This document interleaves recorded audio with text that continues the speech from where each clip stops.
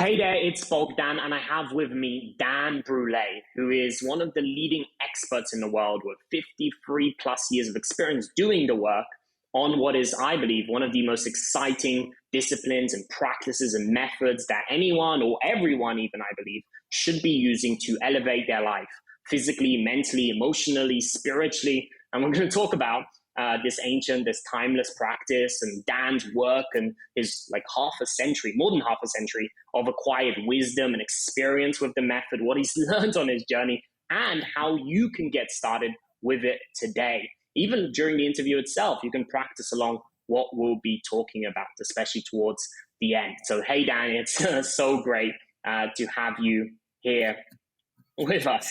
So, Yay. the Great I'm to so be excited here. for this. I'm really excited for this. Although, first off, before we talk about kind of the method itself, you're obviously much older, much wiser than I am. You've seen a lot from the stories. It feels like when I talk to you, like you've lived kind of multiple lifetimes, not just one already, and you're still all over the place, as in traveling here and new event and new people that you're working with, a new group and getting this work out. And it's so kind of inspiring.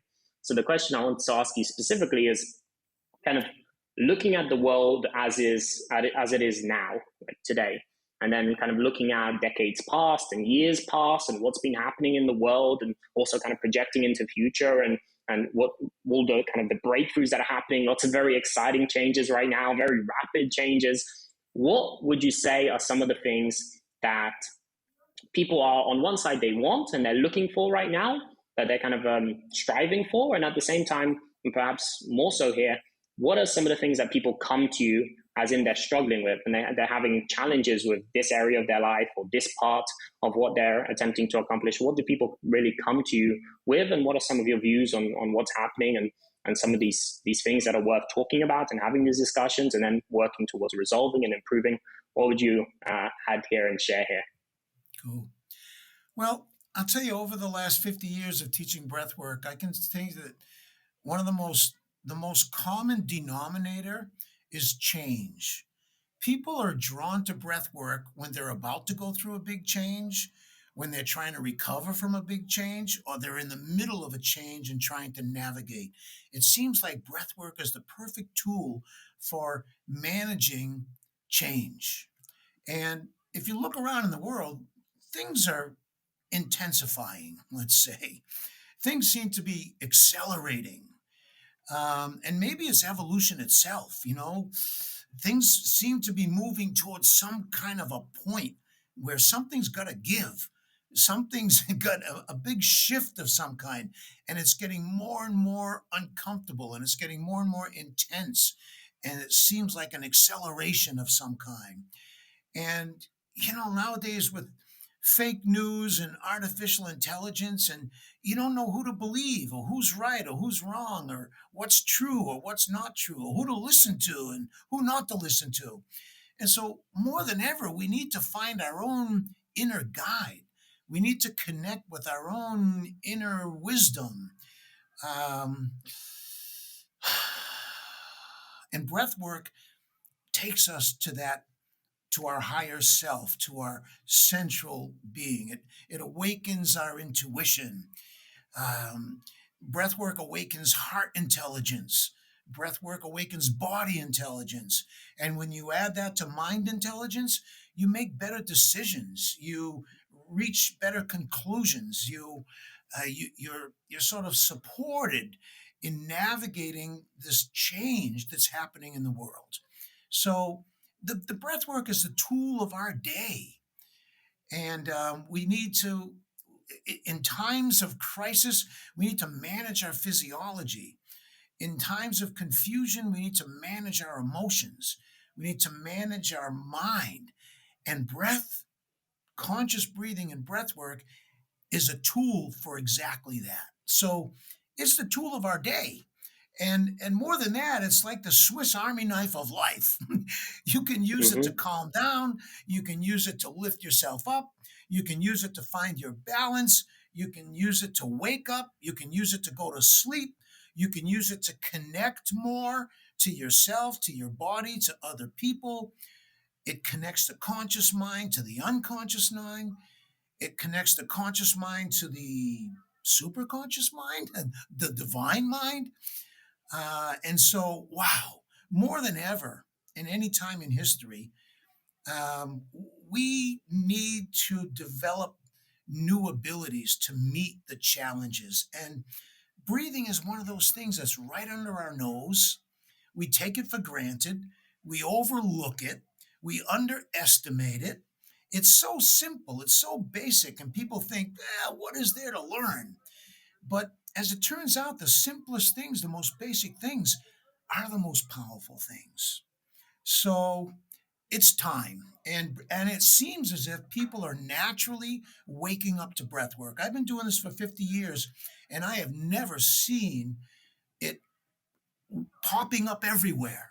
I mean, everybody from Absolutely. Hillary Clinton to Oprah to presidents and athletes and military, everyone is waking up to the breath. And for me, it's like, thank God, finally. 50 years ago, I felt like a voice crying out in the desert.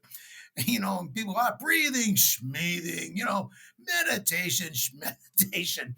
But now it used to be a fringe sort of thing, but it's moving rapidly into the mainstream. Medical people, scientific people are finally on board for what the yogis and these ancient Taoist masters and great warriors of ancient times have been teaching and practicing forever.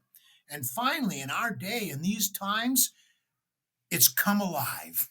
And I That's couldn't celebrate it more. That's amazing. And you mentioned some of these themes as well. So yeah, obviously a lot of amazing, exciting developments. You mentioned AI, you mentioned this, you mentioned that.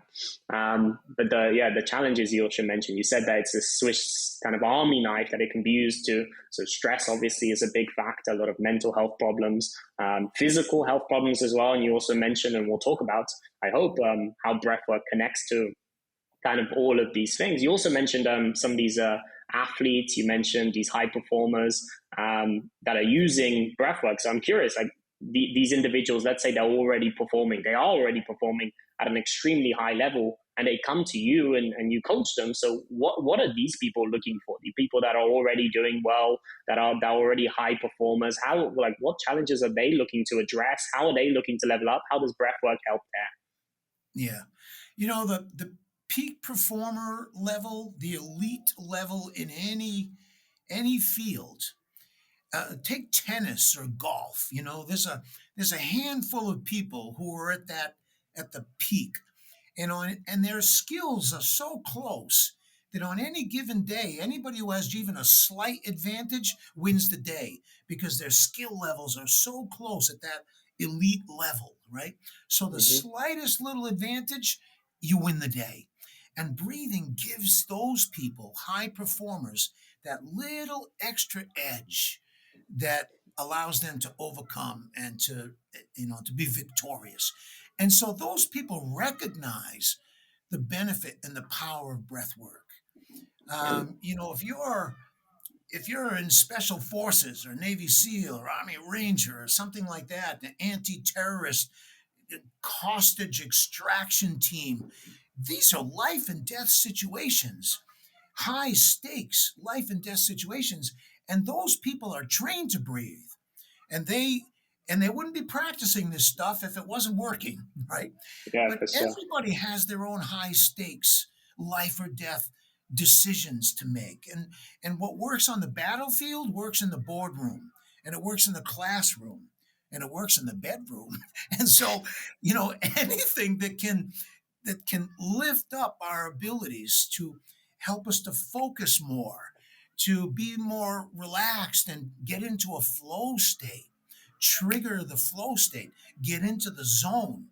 So high performers, they recognize the benefit. For somebody just That's beginning, it can change everything. So, I've done breath work for a long time with people who had AIDS or asthma or heart disease or cancer, serious illness, just trying to make their life easier, just trying to move the needle up till they get a little more to normal. What's really exciting for me is not working with people who are normal and helping them get to a higher level. Whether it's in medicine or sports or marketing or just being a good parent, a school teacher, a counselor, you bring breath work into your practice, you bring breath work into your life, and you're going to take your personal process and your professional practice to a higher level. Guaranteed. Amazing. That's really really exciting. So you're saying at every level. So obviously high performers are using this because it works, and ordinary people. So the stay at home mom or dad, the executive, the teacher, they're using this as well. That's really really amazing. And just to Well, kind of you have to have a serious conversation with your teenager. You want to be in a good state. You want to be present. You want to be clear. You don't want to be hyper reactive you know and so breathing helps us to come into a very good resourceful state to be able to deal with whatever it is. Yeah. Absolutely. And just to come back for, let's say, someone, because I have talked to people about breath work. Some people obviously very open, they're in this work already, and other people they're like exactly like you say, still to this day, where it's like it's just breathing. I breathe every day anyway. Like what's special about this? So how would you define? So let's say someone maybe they've meditated in the past once or twice, or maybe even consistently. Maybe they've done some like a yoga class here or there, but they haven't actively practiced breath work. How would you define what is breath work? What's the distinction between breath work and just regular breathing that we all do naturally, automatically as well? How would you define this and explain it to someone that's perhaps curious, but they haven't really gone into this yet? Yeah. Well, breathing is a behavior, right? So respiration is reflexive, chemically driven, biological controls. When you're sleeping, something is breathing you, and your breathing is responding to chemistry and biology.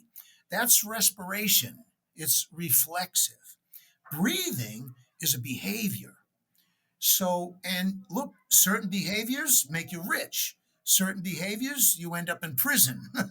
and so, and so, if you think about breathing as a behavior, so for example, um, people are using their breath without realizing it. Like right now, I'm using my breath to communicate.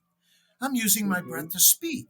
And so if you were to look at my breathing pattern, it would look chaotic.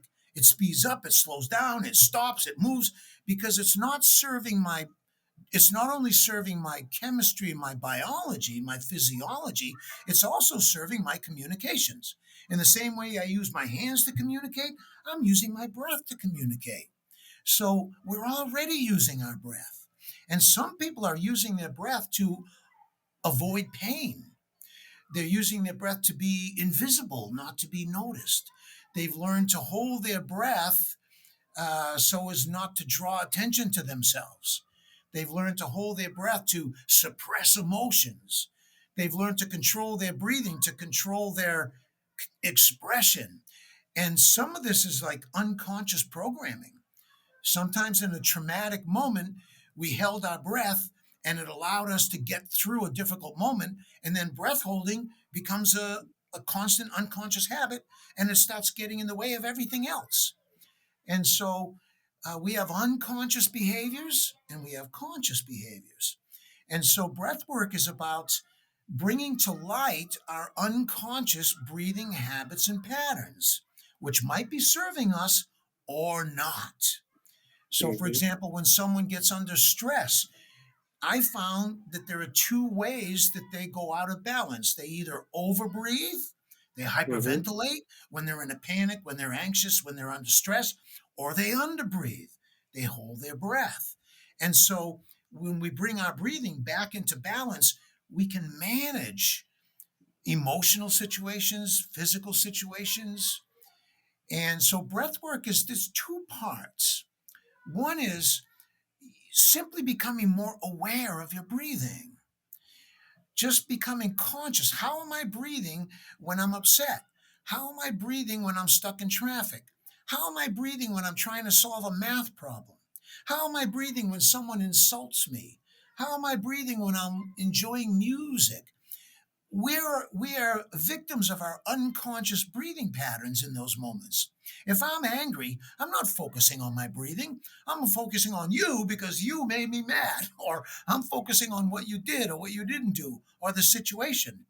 And as soon as we bring our attention to our breath in moments like that, everything changes. And so the introduction of breath awareness brings us into the present moment. When we become aware of our breath, we become aware of our posture, the tone of our voice. We become aware of our reactions, our emotions, our thoughts. And so awareness can cut like a knife. Think of two people who are arguing, meh, meh, meh, meh, meh, meh, meh, meh, meh, meh, meh, meh, meh, meh, meh, meh, meh, and one person just decides, okay,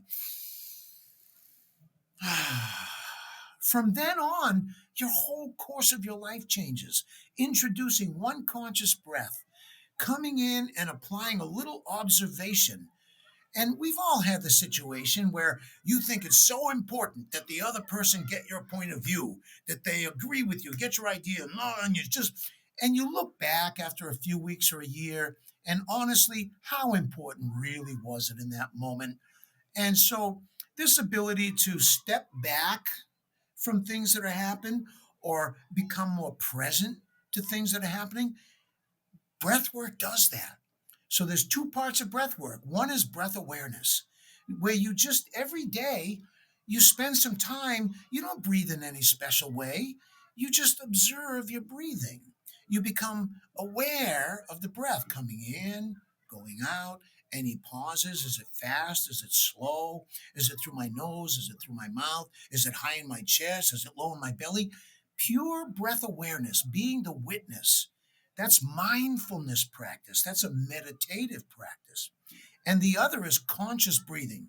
This is where I step in and I give my breath a certain pattern, a certain quality. I breathe with a certain intention. Look at any great athlete, an Olympic athlete about ready to dive off a diving board and do 3 somersaults and 4 twists.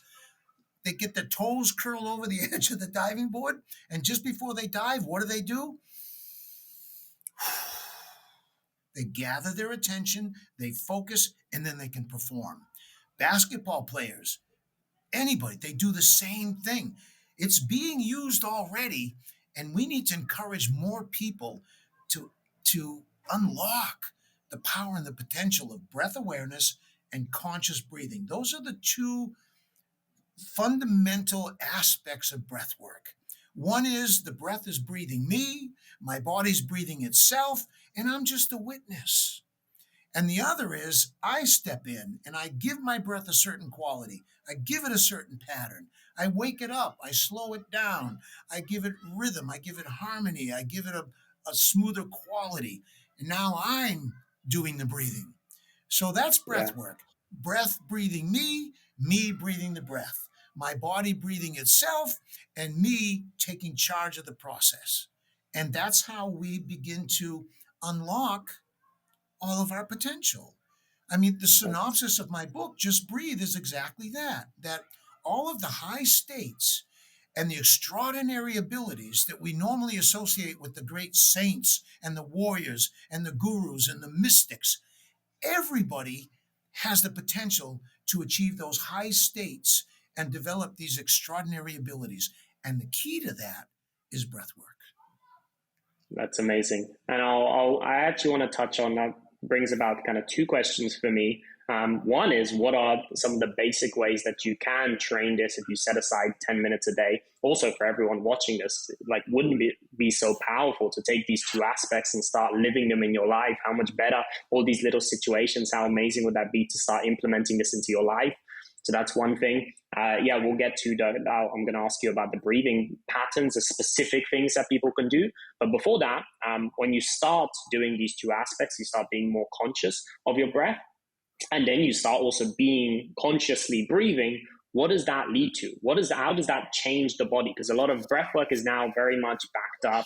I've seen a lot of the amazing science done. It's obviously something that has been done for thousands of years. You mentioned mystics, yogis, etc. But now it's very medically, scientifically tested and validated, which is amazing as well. It backs it up from that point of view. What are some of these benefits of when someone connects breath work to amazing health and it extends your life, longevity, healing from disease. How exactly does that happen in the body? How does it happen in the mind? How does breath work link to greater productivity in the workplace? How does it make you better in that aspect, or your relationships? So what is some of the science there? How does that work exactly? And what are some of these benefits, the obvious ones and these like higher order benefits that you talk about as well? Yeah, well, every physiological state, every emotional state, every psychological state has a corresponding or an associated breathing pattern. And anybody can observe this. When you're calm and relaxed and peaceful, your breathing has a certain quality. When you're upset and angry and afraid, your breathing pattern changes. And the magic is it's a two-way street.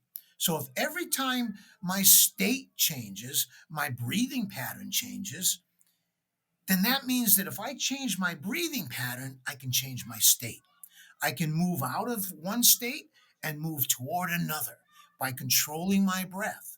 And so we learn what breathing patterns are associated with which states, and then we know how to enter those states or get out of those states.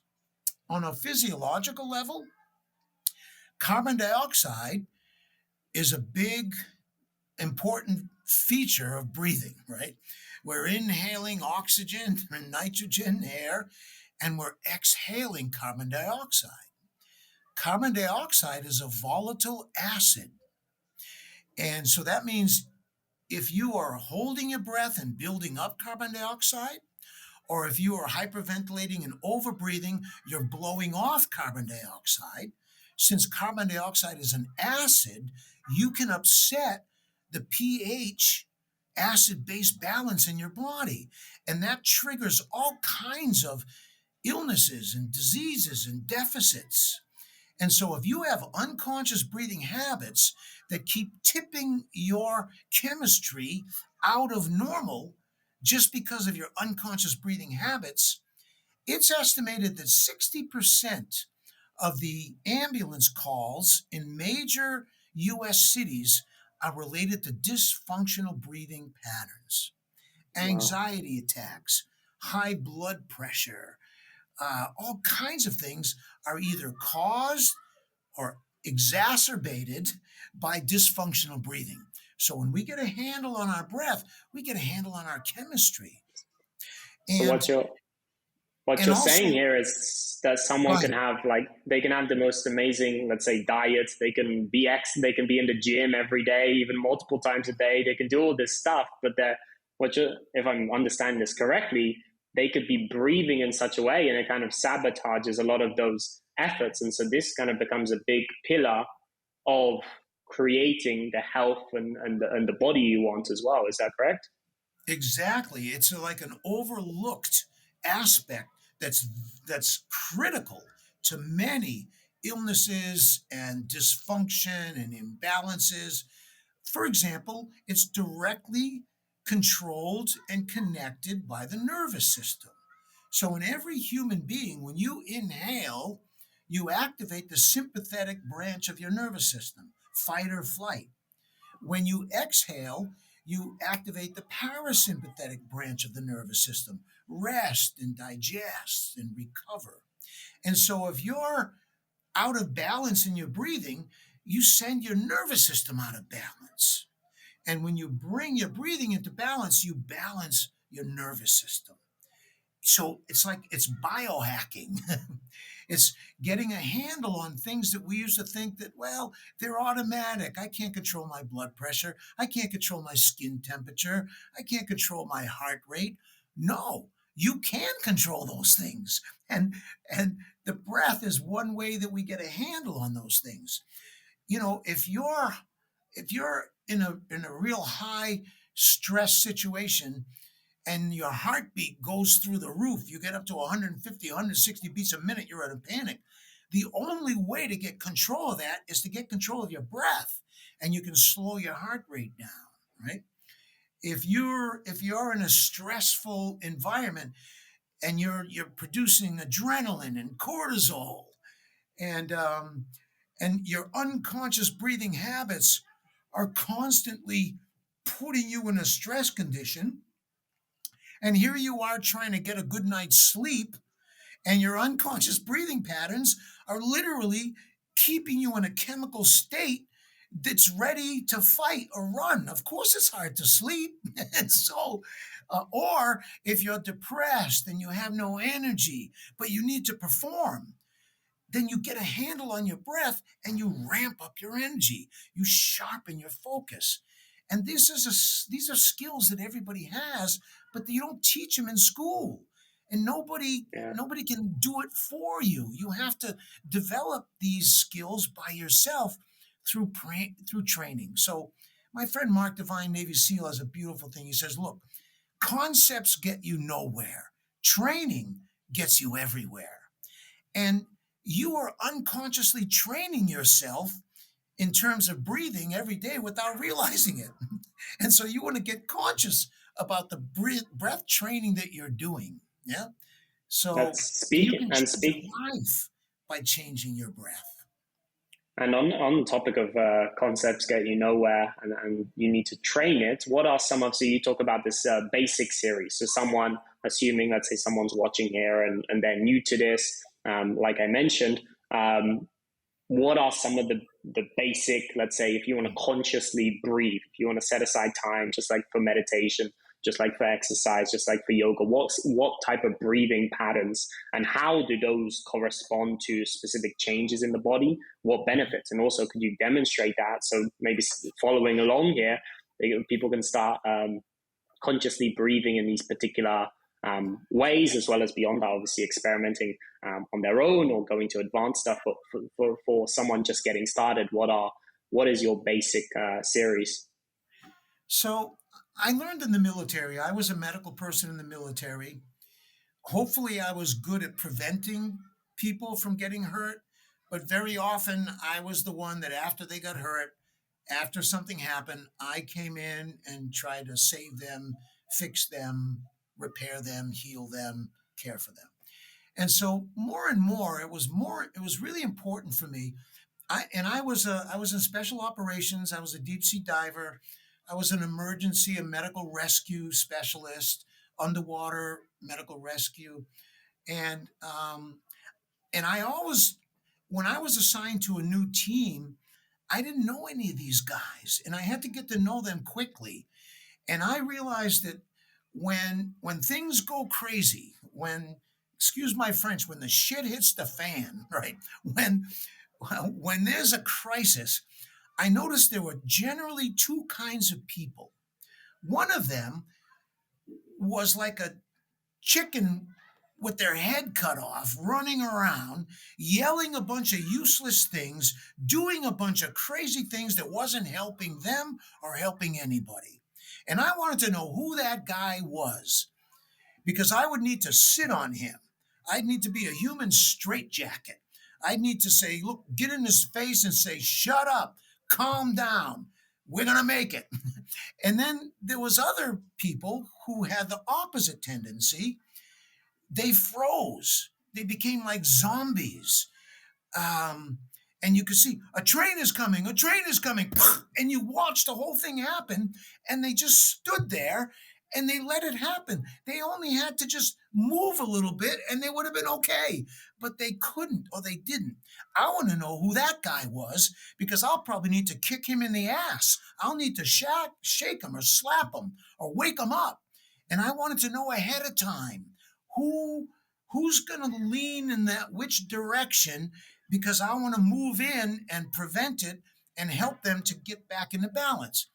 And so what I observed was that the proof or the evidence was in their breathing. If you stress the guy a little bit, you could begin to tell, is he going to be somebody who's going to hyperventilate when he's stressed?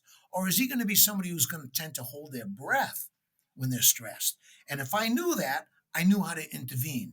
And I could prepare them to self regulate. So once you, and that's a good question for anybody listening, just knowing yourself, if you have one of those tendencies, under stress, which would it be? Would you be the person who tends to overbreathe and hyperventilate and get too activated? Or would you be one of those people who tends to hold their breath and withdraw and freeze? Knowing that, you can get a handle on your breath as you enter a stressful situation and navigate it much better than you could without that breath awareness. Amazing. And yeah, that's deep reflection for everyone. Where you fall into and how you can use self-regulate. It's a great term for this. And then yeah, go for it. And there's also, I learned this really early, just right out of high school. I went to X-ray school. I wanted to be a doctor. I wanted to be a priest, but being a doctor meant 8 years of school, and I couldn't imagine another 8 years, 4 years of college, 4 years of medical school. No way. And I couldn't be a priest because it seemed like everything I liked to do was a sin, or priests couldn't do that stuff. And so I wanted to satisfy that urge, especially in the beginning, like medicine, healing. So I became an x ray technician because it was just a 2 year program and I could handle that. And right away, I was already working with patients, I was already in the environment, and it was fulfilling a certain desire I had. And so, as I met a surgeon during my time. I had a lot of really beautiful lessons as an x ray technician. I was literally x-raying people's lungs. I was taking pictures of their lungs.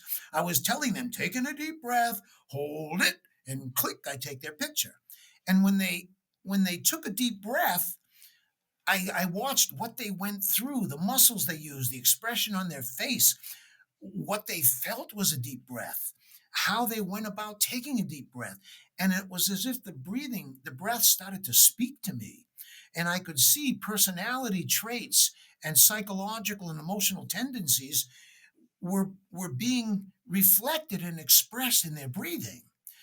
And then I met this surgeon. This was 1970, and hip nailings, putting a steel pin in hips, was a new surgery, but it was a huge moneymaker. And to this day, it's a huge moneymaker for surgeons, orthopedic surgeons. Elderly people in nursing homes are falling down and breaking their hips every day. And athletes who have forced their body are having hip replacements and knee replacements all the time. But this was a new surgery, and this guy was traveling around the country. He worked for the company that manufactured these hip pins, and he was training other orthopedic surgeons to do this surgery. And so, as an X-ray technician, I was called up to the surgery room, and I take a picture of their hip, and they check the position of the pin in the bone. And so I was hanging around this guy all the time, and there was something about him. He was elegant. He was graceful. He had a certain presence of confidence and expertise. He was a one percenter in the surgery world. He was one of the one percenters. And he had a palpable sense of presence and charisma. And when I watched his breathing, it was elegant, it was graceful, it was balanced, it was refined. And that exactly reflected who he was in his surgery procedures.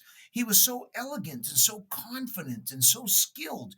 And so it was like such a lesson for me to see, wow, this guy breathes different than all the other surgeons and all the other people because he's at such an elevated position in his field.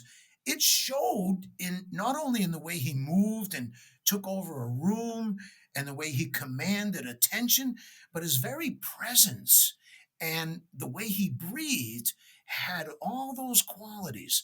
And so I started an experiment, my own personal study of one percenters. If you're in the 1% of medicine, science, crime, I don't care what it is, music, engineering, if you're finance, if you're in the 1%, do you breathe better than the average person? Do you breathe differently than the average person? Are you more conscious of your breath than the average person? Do you turn to your breathing in moments when the average person would not? And I'll tell you, in 50 years, I have found no exceptions to that. Every single person who has achieved a higher level, who has popped out of the average and stood out, they had a very unique difference in the quality of their breath. They were more conscious of their breathing. They used their breath where the average person wouldn't. And I'll tell you, I've met many people in that field, one percenters, and I have not found a single exception. So Wow. that means something. And maybe Yeah, these for people sure. just accidentally or intuitively or unconsciously were aware of their breathing or using their breath. They didn't really train for it. It just came naturally for some reason. But I found that when I questioned them, that they were more aware of their breath. They were more conscious of how they were breathing in different moments, and they did use their breath. And I thought I found one or two exceptions. One of them was a hedge fund manager I met down in West Palm Beach. The guy's a ultra billionaire guy, right? He's definitely a one percenter. And I asked him, I said, so if you do you practice breathing? He says, nah, I don't practice breathing. I said, really? I said, you don't use your breath? Nah, I don't. You don't think about your breathing? No, I don't. I'm going, you'd be the first exception.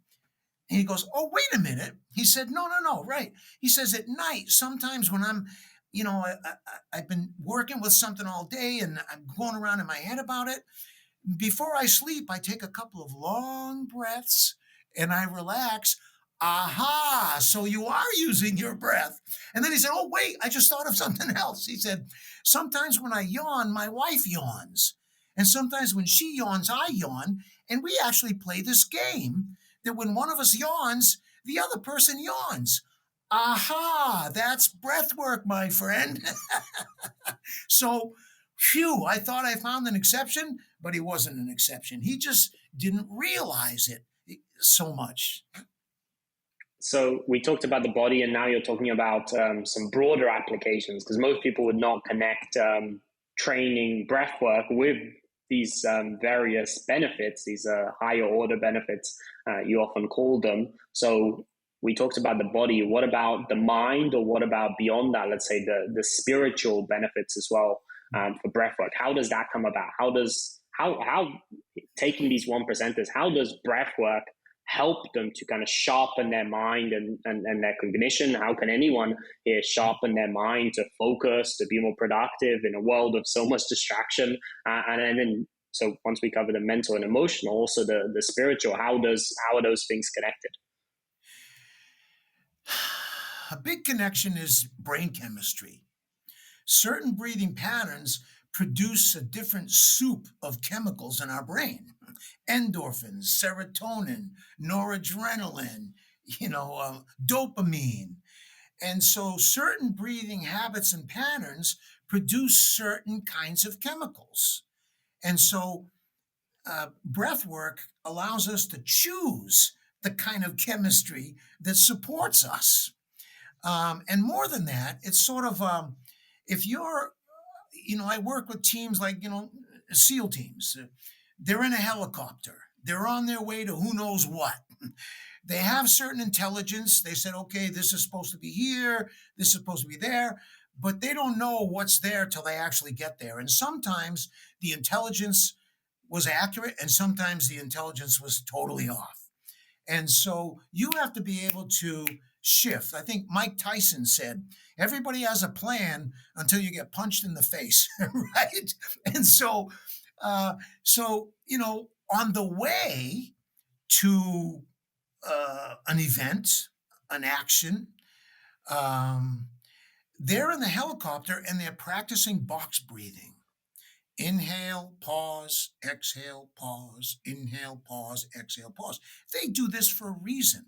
They do it to balance their nervous system, sympathetic, parasympathetic. They play with the pauses because it gives them a sense of control, a felt sense of being in control. And when you feel like you're in control, you have confidence. you make better decisions. You're more alert. And so box breathing is a preparation for a stressful event. Maybe you're a corporate executive and you have an important presentation.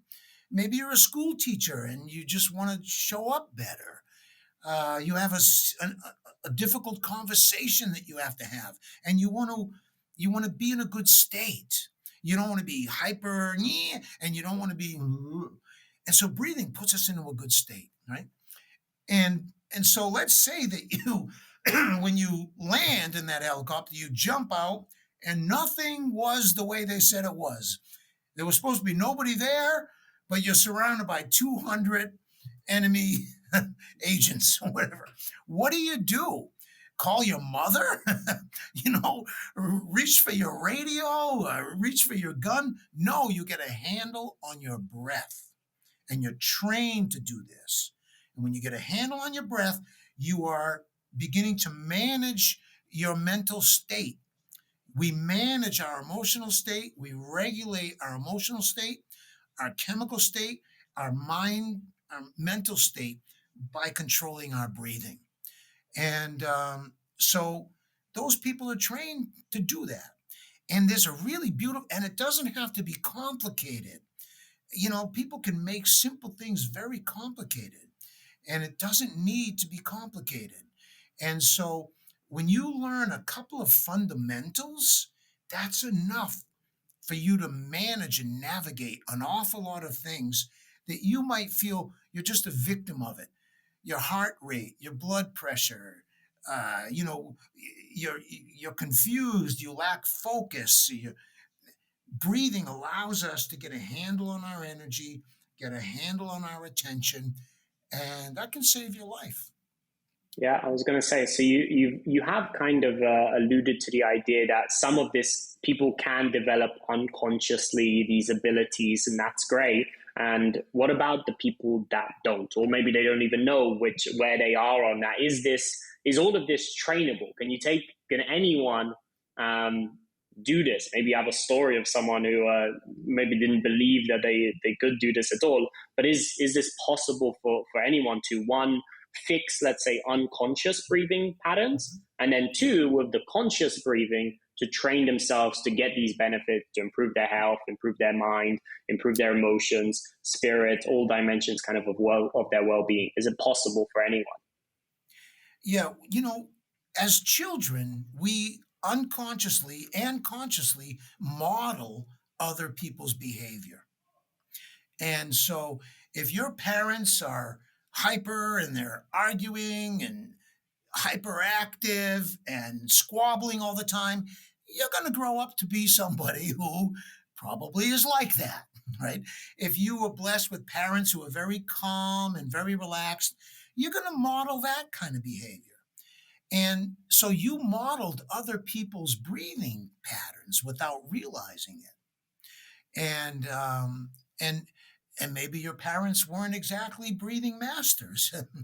And so you modeled their behavior without realizing it, and now you're being controlled by somebody else's fears, somebody else's habits, somebody else's patterns, somebody else's way of being, and that could be an advantage or a disadvantage. So um, that's where breath awareness comes in, right? So we need to be conscious of how we're breathing in certain situations, and then play with our breath to see how we can show up better. We can perform better. We can be more alert or more relaxed or more energized when it's needed, right? So for the average person, we play breathing games. we You can't teach breathing, but you can learn it. Breathing is like balance. It doesn't matter how good I am, a tightrope walker. I can't teach somebody else balance, but we can learn it. Breathing is like that. And so, how do you teach breathing?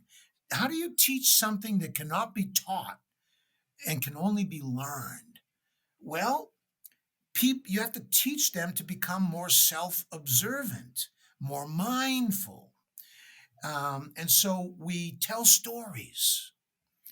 Humans have been learning through storytelling since we lived in caves and we were just grunting and sitting around a campfire and making grunting noises and getting information about what happened when they were out hunting, and stuff. And so stories, we tell people stories. That's how we learn. We give people things to practice. That's how they learn. And we leave the rest up to God. That's about as as good as we can do. And that's my approach to breath work. We tell stories, we give people things to practice, and we cross our fingers and we hope that God takes care of the rest. Right. So And speak. go ahead. You, Yeah. you mentioned things to practice. So you talked about the box breath. So you mentioned it's Navy SEALs, it's people in high stress situations. They practice this.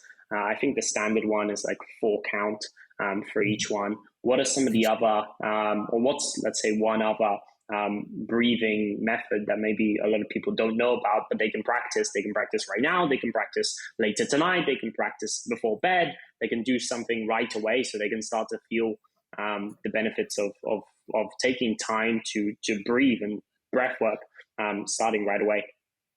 So there's a couple of things right off the bat. Breathing through your nose, for example. If you're a mouth breather, you need to fix that. I mean, there are times when we breathe through our mouth. You can't laugh through your nose. You can't cry through your nose. You can't speak through your nose. So you need to be able to breathe through your mouth, right? But your habit should be nose breathing. And so that's like that's a very big thing. Habitual mouth breathers is very, very unhealthy. It causes mental problems, emotional problems, physical problems, the development of your face, your teeth. It's Mouth breathing is a horrible habit to have. It's very useful when you do it on purpose for a specific reason as a technique. But if it's your unconscious habit, you need to fix that. So there's the first thing. You want to make the biggest difference right off the bat. If you have a habit of breathing through your mouth, you need to start training and practicing and breathing through your nose. And if that means taping your mouth shut, then tape your mouth shut. Because by all means necessary, whatever it takes, if you are a habitual mouth breather, oh my God, you're taking years off your life. You are keeping yourself in such an unresourceful state. You're going to be struggling with everything just because you're an unconscious mouth breather. We have an expression in the United States that's about Alabama mouth breather. I'm from New England, Boston, Harvard intellectuals, and it's kind of a rude slang to call somebody an Alabama mouth breather. But it's observed. People with low intelligence, people who are sloths, and they're mouth breathers, and it's not their fault. It's caused by their unconscious habit of mouth breathing. And so there's the first thing. Mm-hmm. Make sure that you develop the habit of nose breathing, right? The other is high, shallow, rapid chest breathing. That's an anxiety pattern. And if that's your unconscious habit, you're always breathing fast and up in your higher chest, you're constantly triggering the fight or flight mechanism. You're constantly triggering anxiety. And you're not doing it on purpose, but your unconscious breathing pattern is keeping you stuck in that state. And then what do? You have to take drugs to calm you down. You have to take, well, I don't even know what the pharmaceuticals are, but better to learn how to get your breath low into your belly and slow it down. So there's the two main things that without a teacher, without knowing anything else, learn to breathe through your nose and practice simply slowing your breath down. It's going to change your life. Just those two little things, and they're big things. Amazing. And then, because you mentioned specific uses of, let's say, the channels, so the nose and the mouth. And then if someone wants to So let's say they're doing that and they do these first two steps, and then they want to sit down and let's say someone's a busy professional and they only have 10 minutes a day that they can devote to a meditative breathing, stretching part of that, various some good habit. But let's say 10 minutes they have that they can consciously breathe. What would you recommend as a starting pattern other than, let's say, the box breathing that you mentioned before that the Navy SEALs and high performers use? What else can they practice for 10 minutes tomorrow morning as part of their routine that's going to give them an edge for the rest of that day, and it's going to make them want to do it the next day and the next day and the next day? What other patterns would you recommend? One is what I would call the triangle breath. Inhale, exhale, pause. Inhale, exhale, pause. That's the natural, biological, chemically driven breathing pattern when we're sitting at rest, and you can see it in dogs and cats. Inhale, exhale, pause. Inhale, exhale, pause. And so doing that consciously aligns us with what nature has already hardwired us to breathe. That's nature's, we're hardwired to breathe in that pattern when we're sitting at rest. That's the pattern that people fall into. Inhale, exhale, pause. Inhale, exhale, pause. So do that deliberately. Double down on nature. Strengthen that natural breathing pattern. Make it more unconscious and automatic through daily practice. And that will keep you in a nice, stable state. Triangle breath. Inhale, exhale, pause. Notice that it's not inhale, pause, exhale. The pause is after the exhale. And that pause should be a comfort zone. You should be able to linger in that pause. Inhale, exhale, and then pause and rest. And then inhale, exhale, pause, and rest. Mwah, beautiful practice. And the other is, which is really cool, because I've been teaching it for 50 years, and that is using the sigh of relief, doing sighs of relief on purpose, intentionally. And out of Stanford University, I guess it's been about 5 or 6 months, one of the most recent studies in breathing came out of Uberman's laboratory in Stanford, and it's called cyclical sighing, which is basically just giving yourself one sigh of relief after the other for 5 minutes. And it has more benefits than any meditation they've tested, any breathing practice that they've tested. It beats everything. And it's simply taking a sigh of relief again and again for about 5 minutes. Amazing. And everybody already knows how to do a sigh of relief. Nobody has to teach you. We all know how to do it. But when you do it consciously, it unlocks the power of the breath. And there's another study that was, I think, Midwestern University done almost 20 years ago now, 15 years ago. Um, then they realized that the average person takes a sigh of relief about 12 times an hour, or about every 5 minutes, unconsciously, automatically, the average person takes a sigh. But the way that the scientific medical people define the sigh is based on the inhale. When we think of a sigh, we think, ah, but you can't measure that. And scientists, medical people need to be able to measure something. So when they define a sigh, they define it in terms of an inhale that's twice as big as your tidal volume, an inhale that's twice as big as your average inhale. So knowing that, do that right now. Anybody who's watching or listening, give yourself an inhale that's twice as big as normal on purpose. It's like taking two inhales. You put one on top of the other and then exhale. That extra stretch, that extra expansion, that double inhale, that's what produces the sigh of relief. Practice that. It changes everything. Just a conscious, deliberate sigh of relief. And after I mentioned, and maybe even without me mentioning, you might have noticed that from time to time, you're not thinking about it, but out of nowhere, a big breath comes and you didn't do it. You didn't think about it. You didn't make it happen. But once in a while, you catch it and you notice it and it feels good. And it's a big breath, but it's effortless. If you can catch that breath and then do it again, so your body did it by itself. But if you can practice awareness and you catch the quality of the breath, the feeling of the breath, and then you duplicate it, I call it doubling down on nature, right? So nature makes us take a bigger breath than usual about every 5 minutes. And the medical people understand this. Their understanding is that we have these alveoli. Anybody who knows anything about respiratory anatomy and so on, we have one main bronchial tree, a branch, then two branches, and then smaller branches and smaller branches.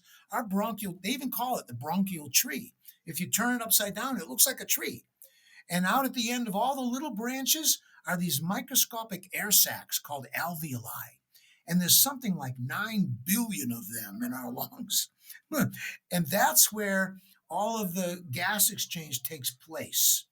And so medical people say, aha, if we weren't taking a big breath from time to time, we would lose our respiratory capacity. And you can't trust humans to do what they need to do. So nature makes us take a sigh about every 5 minutes so that we don't lose our respiratory capacity. But that's only for survival. And in all of my seminars and trainings, at this point, I ask somebody, anybody here interested in something a little more than just survival? And everybody raises their hand. And so if nature makes us do this once every 5 minutes, maybe we ought to do it more often. Start to use that sigh of relief when you're stressed, when you're nervous, when you're anxious, when you have low energy, when you have brain fog. Give yourself a big double inhale and start to build it into your day. Inject it into your activities. Practice it for 5 minutes in the morning, maybe at lunchtime for 5 minutes, and then at the end of the day for 5 minutes. And all you're doing is giving yourself conscious sighs of relief. You don't need an expert. It's nothing really complicated, and it'll change your life. Wow, that's Mhm. amazing. And what about you said it a little bit at the end? So a lot of people, they associate meditation, they associate breath work with relaxation. So they associate with high stress, which is obviously a big problem. A lot of people highly stressed all the time, busy, chaotic, rushing around. So obviously breath work is needed. And it's an amazing tool, free from pharmaceuticals, free from side effects, free from all that, natural, free, right underneath your nose, like you say, to relax. But what about in the other direction? Because I've also a lot of people, they're not stressed. They're on the other side. They're just tired. They're fatigued. They like many cups of coffee, and the energy drinks market is exploding, and caffeine levels. People are putting more and more of it into everything.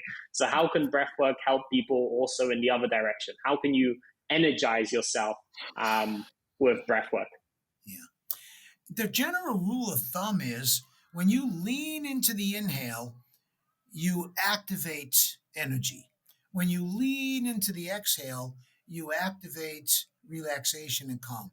Relaxation is in the exhalation, activation is in the inhalation. So, simple rule of thumb: slow your breathing down and you become more relaxed. Speed your breathing up and you become more activated.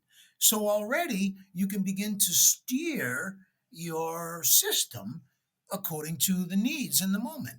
And you can uncover and compensate for unconscious habits and patterns that aren't letting you be in the most resourceful state to deal with what's happening, right? So, and relaxation is a key. Half of the work in breath work is relaxation and and letting go, right? So if you if you haven't learned how to let go of your breath, don't be surprised if you can't let go of tension or pain. If you haven't learned to let go of your exhale, don't be surprised if you can't let go of fear or anxiety. If you haven't learned to let go of your breath, don't be surprised if you can't let go of thoughts going around in your head driving you crazy. You haven't learned how to let go. And so breathing is a chance for us to develop this energetic ability to let go.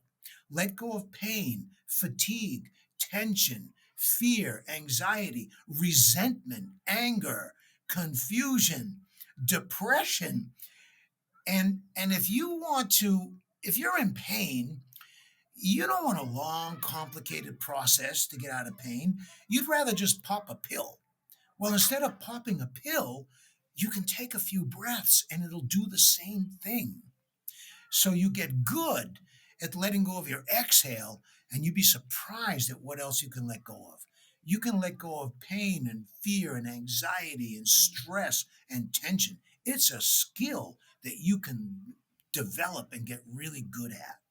And so that's half the work in breath work. And when you balance energizing and calmness, that's the flow state. That's you're in the zone, completely charged and energized and totally clear and calm. That's the flow state. You can go in either direction, whatever's called for, very naturally in the moment. So, and that's one of the current real focuses on breath work. How do we use breath work to enter into the flow state, to trigger the flow state, to get into the zone? And breathing is one of the keys to that. So, And and the how practice is how very simple. does It's not complicated, right? It's very simple. how does someone use the breath to get into, let's say, the flow state? If people watching, let's say, maybe not aware, and there's a lot of amazing studies done on this state. So the state is used to, I think it's close to 5x productivity. They found creativity shoots up, like accelerated learning shoots up. All of these amazing benefits that come from being in the flow state. And people are figuring out, okay, the flow state is amazing, but how do you get into that? I know breath work is the way to get into that, but how can you use your breath to get into this flow state? And then that obviously affects productivity, that affects high performance, that allows you to be more productive during the day. How does someone use breath for that specific application? So, for anybody interested in the flow state, a really good book is Stealing Fire, Kotler, and really cool. And they have a very good understanding of the flow state. They have an acronym STIR, selflessness. When a people are in the flow state, when they're a zone, their ego disappears. There's a sense of selflessness. There's a sense of timelessness. When you're in a flow state, time speeds up or it slows down. And people talk about it. My whole life flashed before me. My whole life passed before me in a flash. It's like, wow, something happened to time. Or you're in a car accident and everything slows down. These crisis moments can trigger the flow state. It's a survival, deeply programmed survival, and we can consciously awaken this. So, timelessness, selflessness, um, effortlessness. When someone's in the flow, they're not struggling, they're not thinking, it's effortless. And the R is richness of information, STIR, STER, selflessness, timelessness, effortlessness, and richness of information. So that's a way to recognize in the qualities of the flow state. And actually, I have a breathing hack. Um, I've got a lot of breathing hacks for going into the flow state because everybody is different. And there might be one key thing that for somebody unlocks it. For somebody else, it's a different key. I mean, the general stuff, it's universal or general, But for some people, it's one specific little tweak. And so we have to help people get into the flow state. We need to work, I need to work personally with them. We need to play with their breath and check it out and experiment, and then they can find their own unique way of getting into the state. But there's a really good general hack that anybody can try and play with. And basically it's 1 minute of deep, rapid breathing.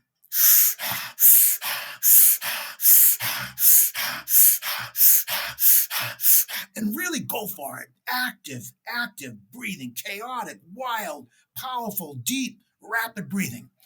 And you're going to start to get dizzy. Your throat's going to get dry. You go, ah. That's okay. You're only going to do it for a minute. Now, let me qualify this. If you have a heart condition, or if you just had surgery, or if you're a schizophrenic and you're on lithium, or you have some problem, well, you got to modulate this process. So so keep that in mind. So this might not be good advice for certain people who are very frail, who really shouldn't be doing this kind of very active. So just And they should, modulate. yeah, they should apply the more beginner, basic material first, Right. heal, So maybe and it's then you can get more maybe it's advanced. Yes. right, not so extreme. But if you're healthy, if you're in good shape, it's okay. So 1 minute of active breathing, and then you take long, gentle inhale,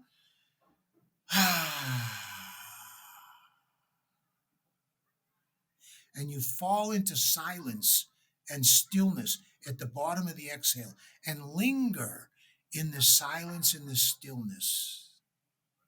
Rest, and everything should be buzzing and tingling. You just got through hyperventilating for a minute, basically. And so that's going to trigger a lot of interesting feelings. And you want to sit and just feel them and enjoy them and meditate on them. And so a long inhale, a big sigh of relief, and then pause and rest in the stillness and the silence.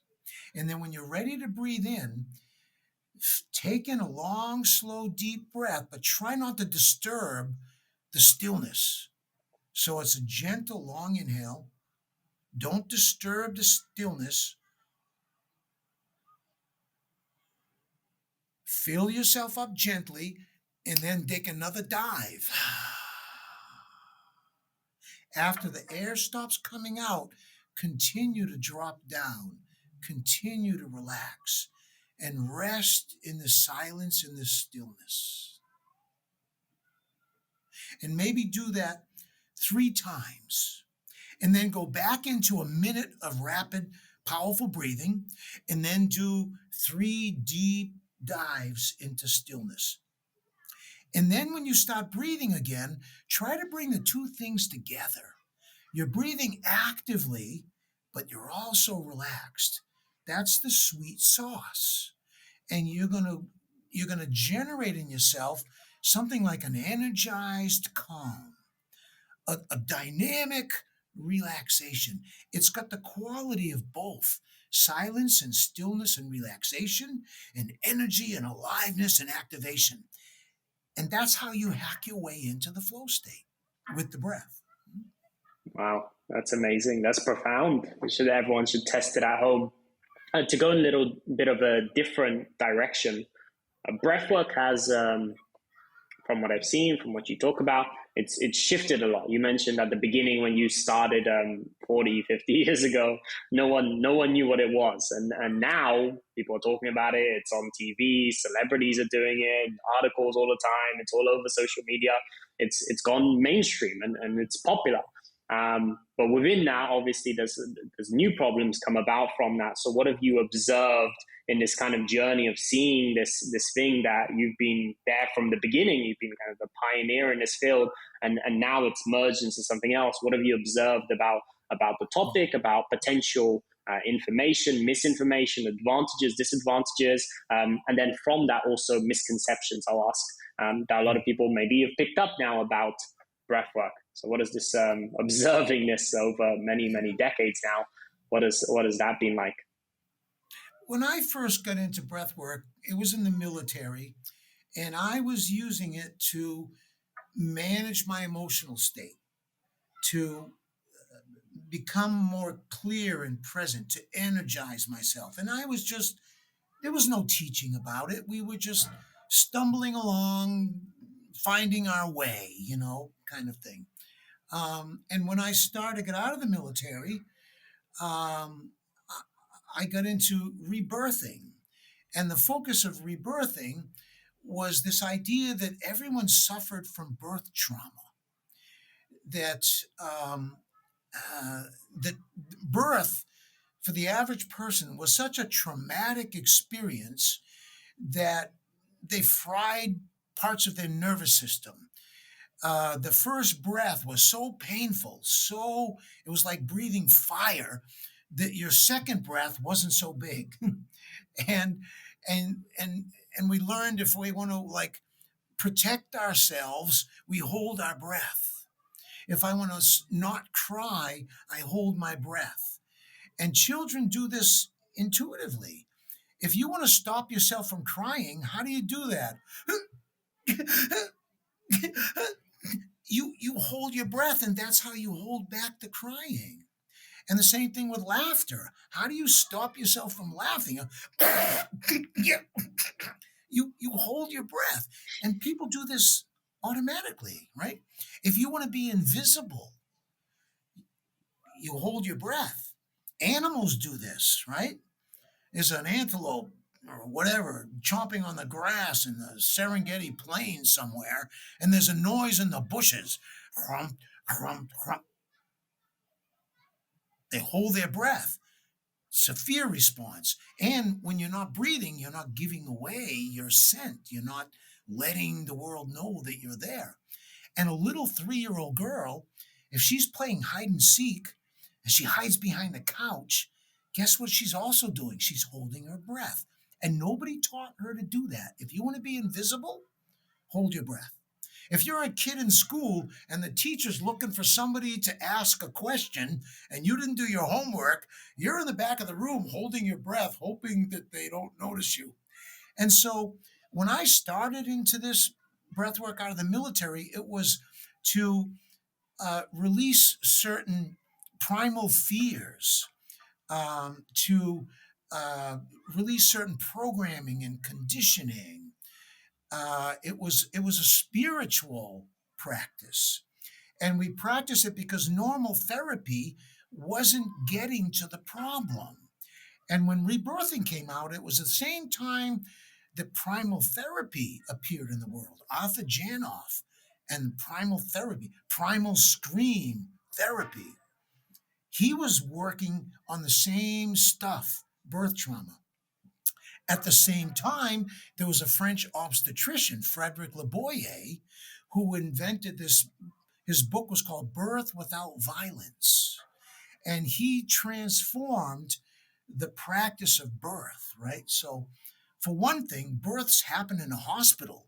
I mean, that's where sick people go. Why would you go there to have a baby? Go to your grandmother's house, or like be in nature and under the stars, or by a stream, or like it's a natural thing. How did the medical world take over this natural process, right? So Frederick Leboyer noticed that we were doing a lot of violence on children when they're being born without realizing it, like bright lights. I mean, if you're in the dark for 5 minutes and then you open the door and come out into sunlight, what does that do to you?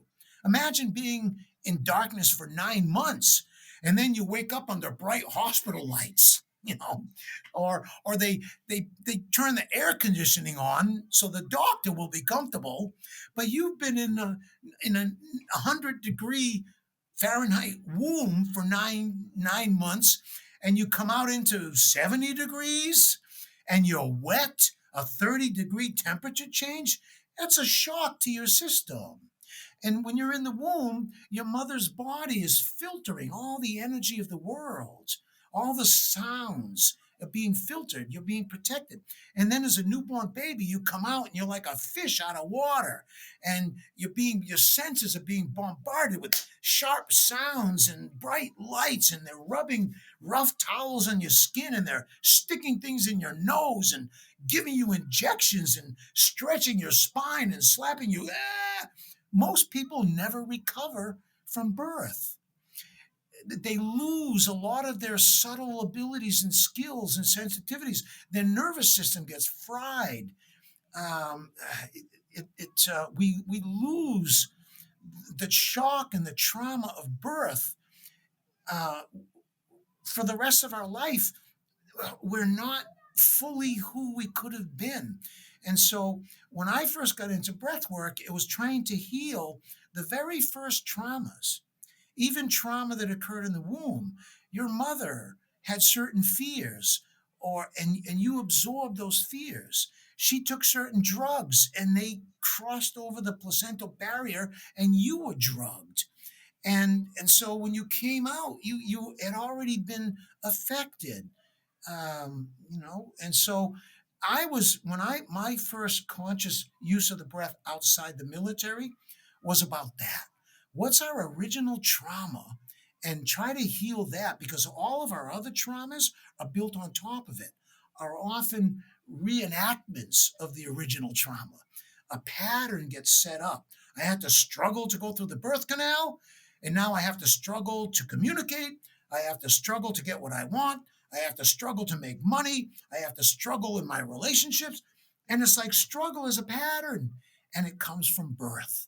And so in my first work in breath work, it was rebirthing, about trying to heal the early traumas of infancy and childhood and birth, just to regain some of our original essence and purity and potential.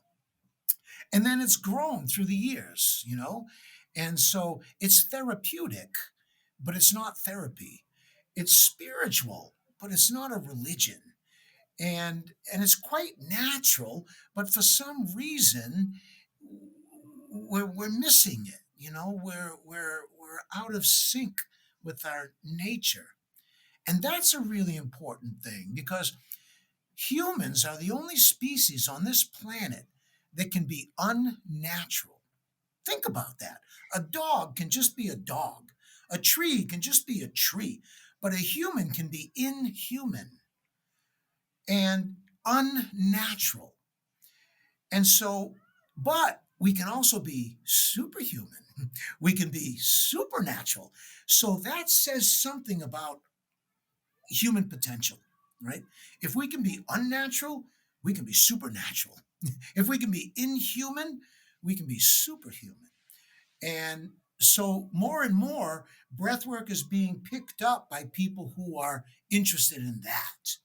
Higher levels of cognitive abilities, performance, and just pure soul and nature, un, un, unlocking natural potentials that were kind of frozen or jammed or blocked, and and retrieving our soul, and coming back into harmony with nature.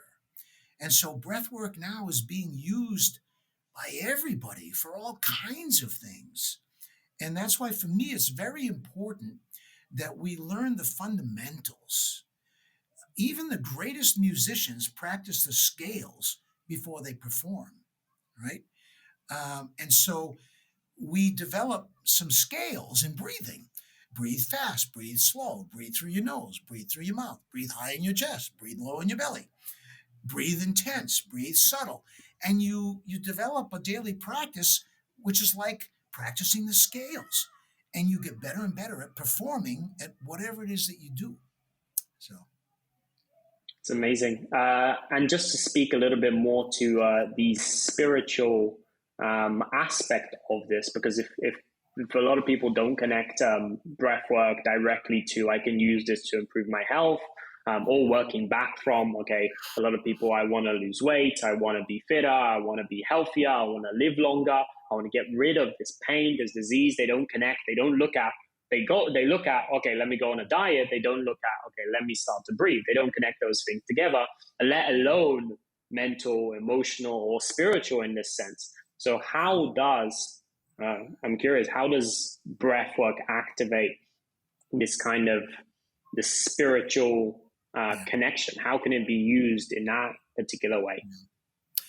Well, I mean, in the Latin, English language, and others, respiration, expiration, inspiration, the root word is spirit.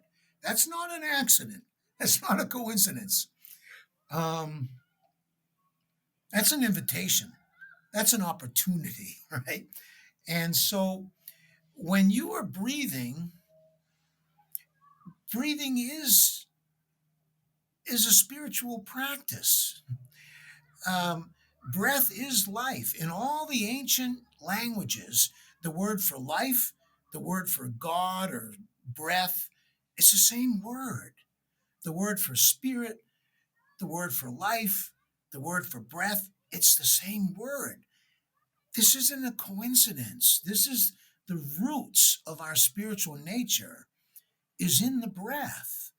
In the ancient, in the scriptures, in Genesis, in the Bible, God took dust of the earth, formed the body of man, breathed into the nostrils of man the breath of life, and man became a living soul.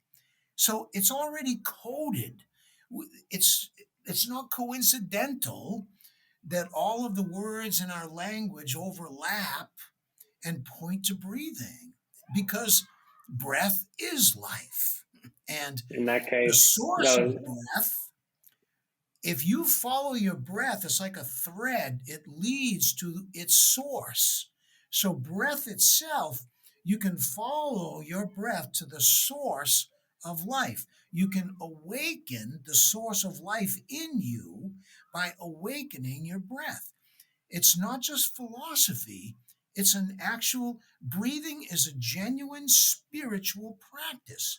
And even if you're an atheist, and I love working with people who spiritual woo woo blah blah blah blah blah, but they have such a profound experience that they can't help but reach for spiritual language and religious terms to kind of make sense and describe what they felt. So, and in the Jewish tradition, it's really beautiful. I've been spending a lot of time in the Hasidic community and the Kabbalah and the mystical teachings in the Kabbalah. And the word Yahweh, those are actually four consonants, and they just stick two vowels in there so you could say something. But YH and WH, that's the inhale and the exhale. And so in that tradition, they teach that everybody, when you are breathing, you are speaking the name of God. And so, and you'll find that in all genuine ancient or spiritual traditions, an honoring of the breath, a recognition that the breath is spirit, that the way to God is it's in the breath, connecting to our spirit. We do that by connecting to our breath. You want to be guided by your spirit, you surrender to the breath. And so I boil all that down because you're we're never going to agree on a universal theology, right? A universal theology is important. You're not going to get Muslims and Jews and Christians and Buddhists to all agree on the same theology. A universal theology is impossible, but a universal experience is not only possible, it's necessary. And with all my heart, I believe that breathing is that universal experience. Everybody breathes, no matter what religion you are, what race, how old, everybody breathes. So there's that universal experience. And when we explore that universal experience, we all come to the same place. You might call it this, somebody else might call it that. I have one word for it: nirvana, kingdom of heaven, whatever, samadhi, satori, whatever. We all have our understanding of it, but that universal experience, it eliminates separation between us. My enemy breathes. And if I breathe with my enemy, it's really hard to remain enemies because you are harmonizing, you're synchronizing, you're connecting. And and and on this planet, we are all sucking off the same bubble of air. And so the breath literally connects everybody. It's not just a pretty idea. Oh, we're all connected. We're all connected. Right, but it's not just a pretty spiritual idea. It's a fact and reality. The breath that's in me now was in somebody else.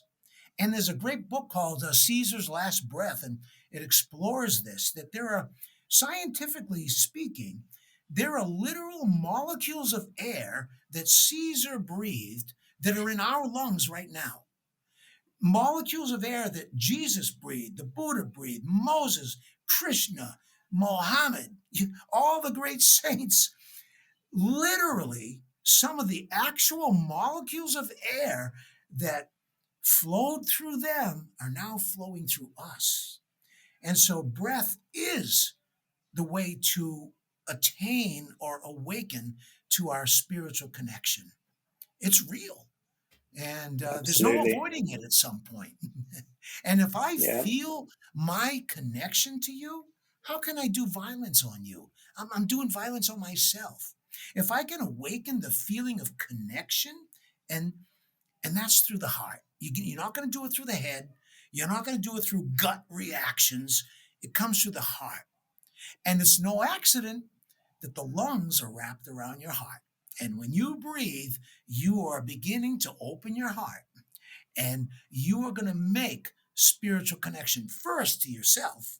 You're going to connect to the spirit in you, and you're going to connect to the spirit in other people, and you're going to connect to everyone and everything. There's a certain energy in this world, in this universe. It fills me and it surrounds me. And it's in the stars and it's in the rocks and it's in the trees. There's one energy in existence, and we are all forms of that energy, expressions of that energy. It's like electricity. When it goes through a toaster, it does one thing. When it goes through a washing machine, it does something else. When it goes through an electric light bulb, it does something else, or through a computer. But it's the same electricity. And so there's this same energy. And when it goes through me, it expresses in one way. And when it goes through you, it expresses in another way. And if we can leave the surface, all the differences are on the surface. And as we drop down and go deeper into ourselves, we meet each other in a place that the mystic poet Rumi, he called there's a place beyond right and wrong. There's a place beyond you and me. Let's meet in that place. And breathing takes us to that place. That's another question that came to mind while you were sharing that beautifully is, or practically, how does someone use this in relationships? So how does, you mentioned an enemy. If you can connect with your enemy, you can connect with anybody. But how does someone in a relationship, in a friendship, in a family bond, in an intimate relationship, how does someone use the breath practically to connect in that way? Because I know that we mimic each other's breathing patterns when we're in sync naturally, just like you mentioned, there's breathing patterns that underlie every emotional state. But how does someone kind of lean into this more and consciously practice this with someone that there's conflict with, or let's say an intimate partner? How does someone use the breath in this context? So breathing is part of all of the tantric teachings. Tantra, people have heard about tantra. It's like some people reduce it, simplify it, that it's about sex, but it's more than that.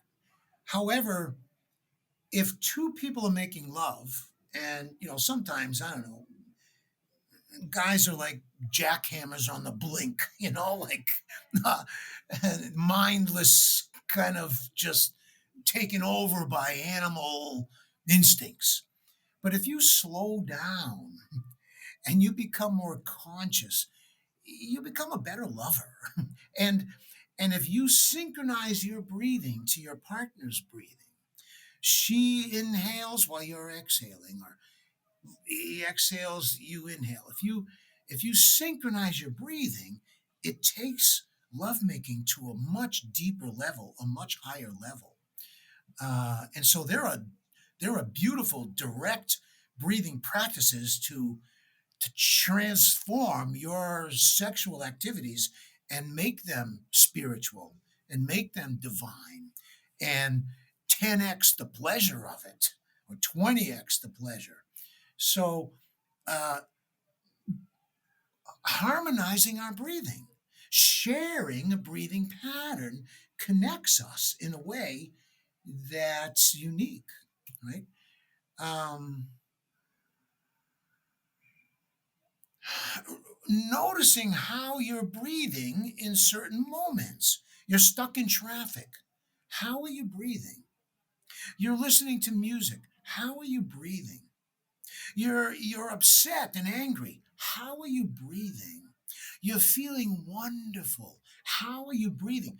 Most people don't turn to their breath in those moments, and so they don't make the connection between the quality or the pattern of breathing and how it comes out of that state or triggers that state.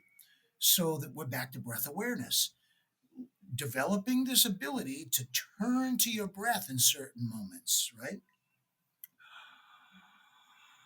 And the mantra, here's a beautiful breathing mantra if you want a shortcut rule of thumb.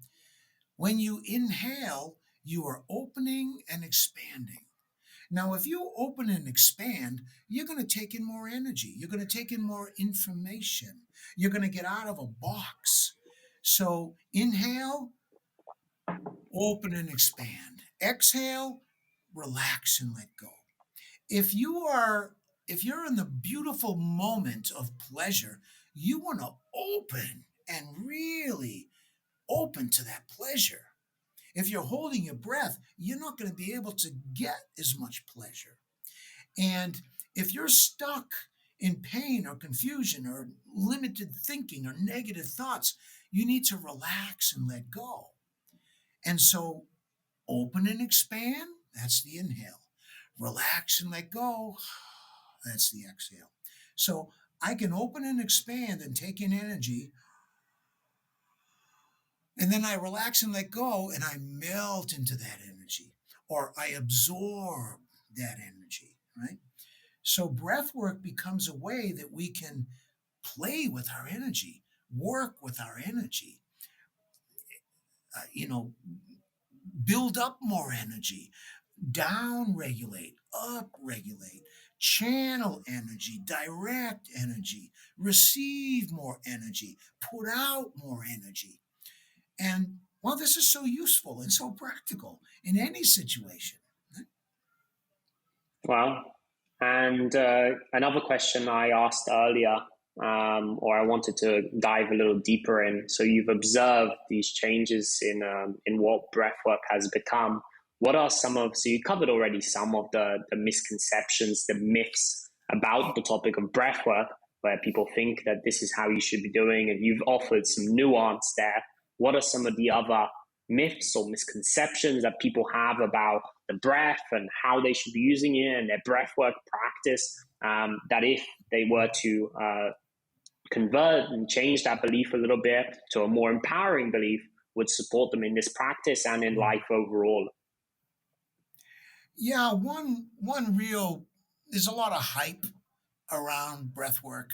You can super oxygenate, your body if you hyperventilate. Actually, it has the opposite effect. When you hyperventilate, you blow off carbon dioxide, and not only is carbon dioxide an acid, but it's a vasodilator. So when you build up carbon dioxide in your system, all of your microvessels dilate. When a person has asthma, for example, and they inhale this steroid, they have this inhaler. What that steroid does is it dilates all of their bronchial passages. But carbon dioxide does the same thing.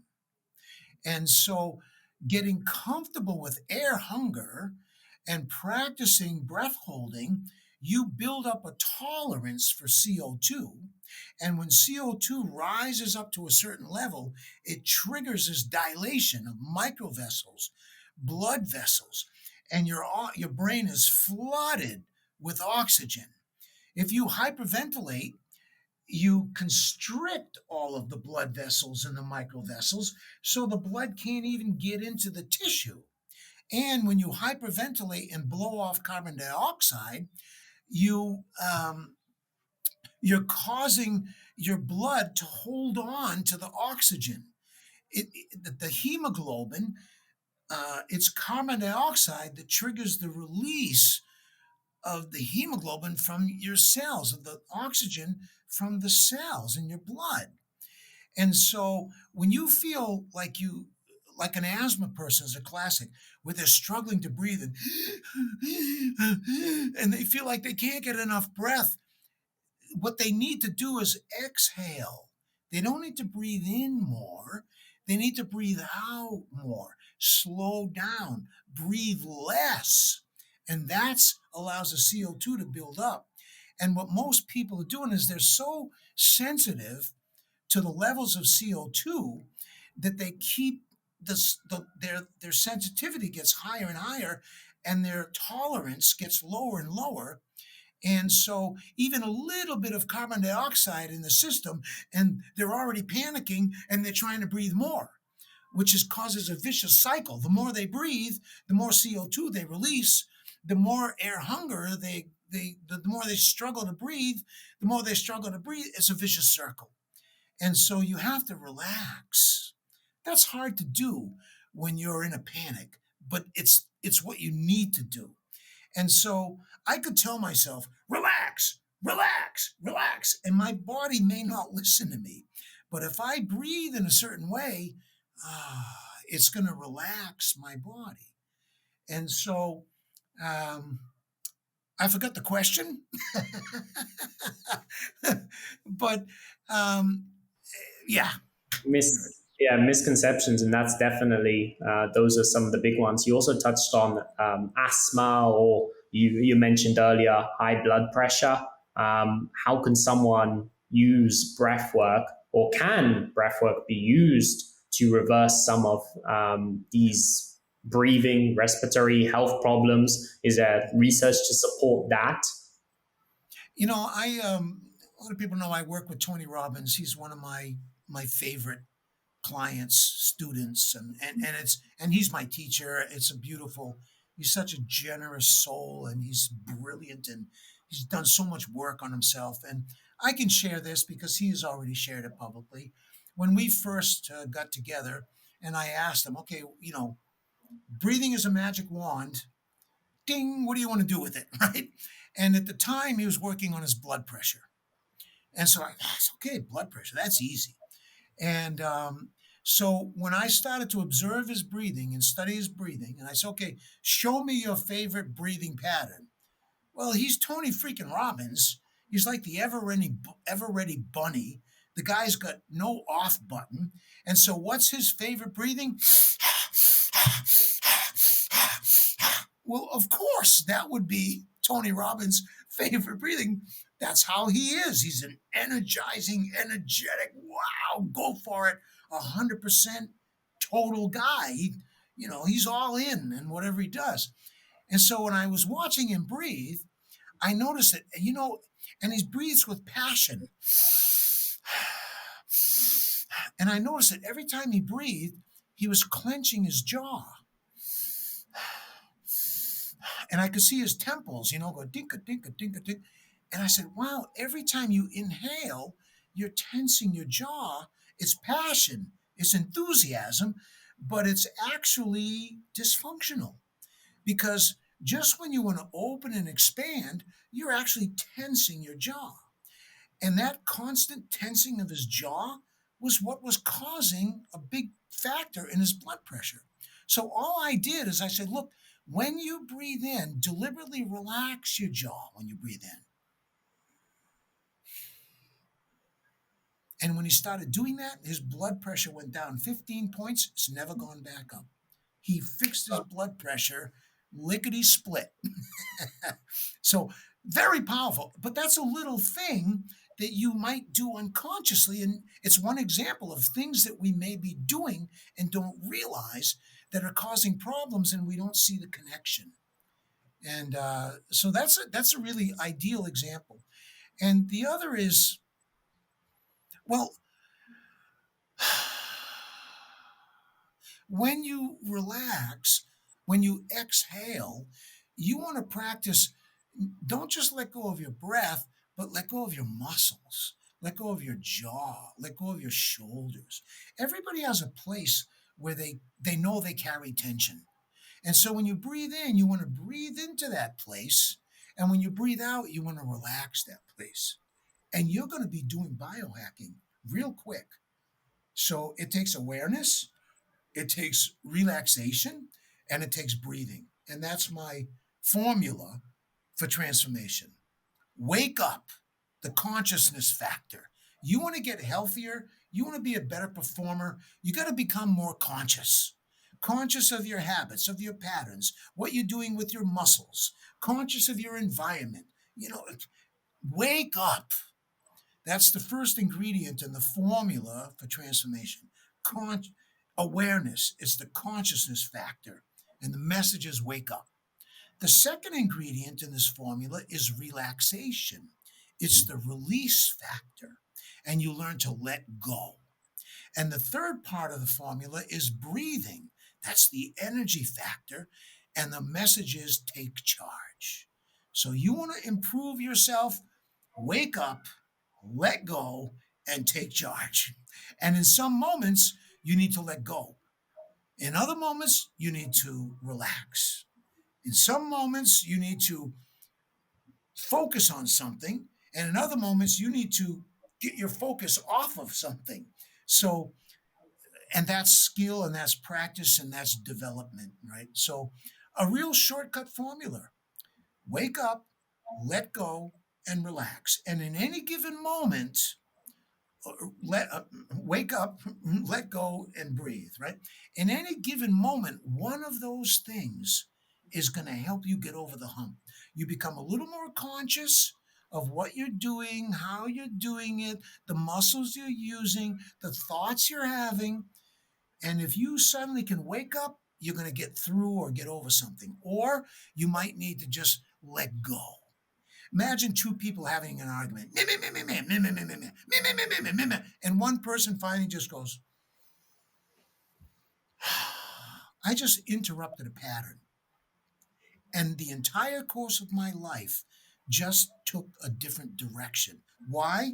Because I stopped in the middle of some behavior and I opened and expanded. I relaxed and let go. I stepped back. I took a breath. And from that moment on, everything changes. One simple breath can change the course of your life if done in the right moment. Wow, that's amazing. And for those maybe that don't know, so you've done this for 53 years. You've also done a huge amount of events all over. I think it was 67 countries you mentioned that you've trained people in. 250. I'm not even 1,000. I'm not even sure if that number is accurate anymore. It's probably a lot more now. I lost count. Yeah. People all around the world. So how can someone, if they want to, if they've listened here and they are, okay, I want to learn more about this. I want to take in some of your wisdom and know what to practice and how to progress this, and go through that and really dive deep into the world of breathwork. What can they do? What's a good starting point for them to go through to get all this information, to practice along and progress with this and see if this is for them, which it is, and also to progress the practice and to reap all these wonderful benefits that we've talked about throughout here. What can they do? Well, for a very obvious commercial on myself, my book, Just Breathe. Um, it's in 12 languages, and I'm in Germany now. And so now we're looking for a German publisher, so it'll be in German within a year. So there's my book, Just Breathe, and I wrote it So it could be a really useful guide for breathing for physical health, mental health, and spiritual health, mind, body, spirit. And so you can find something for yourself in there no matter what you do. And on my website, breathmastery.com. And I think the best thing, and I have to say, one of the best things that I've ever done is this new course that we have, Mastering the Breath. I mean, I distilled what used to be our month-long practitioner program, distilled that into a really very comprehensive, complete course. If you want to just really master your breath, wow, that's a shortcut. And then we have our legacy collection, and so uh, our latest courses contain the latest breakthroughs, the most recent current best practices, all the tried and true stuff I've done over 50 years, stuff that I've worked with and proven and work. And so we packed this course with exactly that. I, I don't know of any better. I don't know of any better course that I've created than the one that we've recently launched. I'm so proud of it. I'm so grateful to you, Bogdan, for cooperating and conspiring with me in it. I love that conspiracy to change the educational paradigm, the educational system in this world, and and give people the wherewithal, to find their own inner teacher, find their own inner guide, become their own biohackers, learn how to heal themselves. And this breath work holds all those potentials. And Yeah, and if it was taught in schools, if I learned this growing up, if you learned this, we wouldn't have to do this. yeah, But unfortunately, yeah, there are vital elements of well-being that are not taught within the educational system. Maybe in future, but we can supplement that. We can learn that for ourselves. And yeah, I'm really grateful and proud of this the Mastering the Breath course, which will obviously link to down below. If you haven't gotten in there, jump in there, go through the materials, learn from Dan's 50 plus years of wisdom and experience and putting this together in a way that's easy for anyone to get started. And yeah, that's definitely go for that. And then the other question I have is what would you, to wrap up here, what would you leave someone with? What would be the message? Like I kind of started this interview, you've seen a lot, you've been all over, you've done this, you've done that. There's little you haven't done. Multiple lifetimes I feel like you've lived already, and you're still going and exploring and doing all of this. So what message would you leave someone with? For well, it could be regarding breath, it could be regarding life, it could be what would you leave someone with? What is the well, one thing that really excites me is that breath work is finally making it into the public school systems around the world. New York City, the mayor and the chancellor, superintendent of schools announced this past summer that breathwork is part of the curriculum in every single grade, every classroom, in every school in New York City. And it's 2 to 5 minutes. And if the kids don't want to breathe, they can put their head on their desk and they can take a nap. And that's perfectly okay. But they're getting it. They're starting to breathe and they're taking it home and getting their parents to breathe. They're going to change the world. If kids begin to learn emotional state regulation, dealing with their emotions, handling their energy, it's gonna the world is gonna improve, right? So for me, that was a dream. When I was at University of Massachusetts in 1976, and my professor, I said, man, we got to get this into public schools. He said, that's when you know it's really made it into mainstream, when it becomes integrated into public school curriculums. Well, this year, I'm celebrating. He said, but you got to be patient. Big institutions are hard to train. So you got to give yourself 4 or 5 years. Well, it took 40 or 50 years, but it's here. And it's only spreading because it's working, it's helping. And little kids, middle school, high school kids. It's helping them all. And we're growing better humans. The sooner they start to develop these abilities and skills, the better off everybody's going to be. So just I'm right now I'm celebrating that a lot of my dreams are coming true. Breathwork has become a mainstream thing, and it used to be a new age, woo woo, fringe, hippie kind of, and now it's mainstream. So I'm celebrating, and I want everybody to jump on the breathwork bandwagon. Um, and the other is that what if what if you could make every breath a prayer? What if you could experience every breath as a blessing? What if you could learn how to breathe so you could generate pleasure? You'd want to do it more and more. And so we have to experiment and explore and find our own way. And if with every breath I experience pleasure, with every breath I feel grateful, with every breath, I feel blessed. Where is there time or space for violence or pain or suffering? And so every breath a prayer, every breath a blessing. If that's your experience, you're free. you are. You have found you found a way to freedom. So and since we're all connected, if any one of us gets free, everyone's going to be liberated in the process. Well, And if I get free, so I can be very selfish about my own personal liberation, because if I can achieve ultimate liberation because we're all connected, a whole bunch of people are going to get liberated with me. And if I can liberate one other person, I don't even have to work on myself. If I could get one other person to get free, I'm going to be liberated in the person in the process. So it doesn't matter who comes first.